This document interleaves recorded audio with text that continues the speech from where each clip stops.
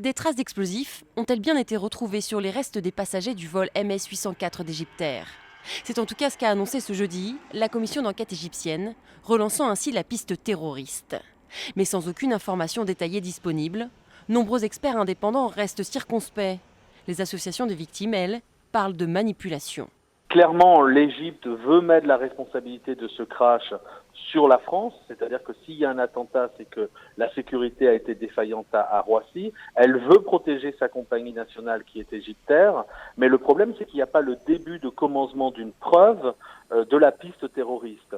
Au contraire, on sait que cet avion n'aurait jamais dû décoller de Roissy, justement parce qu'il y avait des problèmes de maintenance. Et c'est bien tout l'enjeu de cette enquête, les causes de l'accident.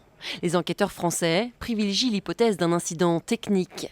L'analyse des boîtes noires avait d'ailleurs révélé qu'une alerte incendie s'était déclenchée juste avant le crash de l'Airbus A320. De son côté, l'Égypte a toujours privilégié la piste de l'attentat, dédouanant ainsi sa compagnie aérienne d'une éventuelle défaillance. Le vol Paris-Le Caire s'est écrasé en Méditerranée le 19 mai dernier, après avoir soudainement disparu des écrans radars, tuant les 66 passagers à bord, dont 15 Français.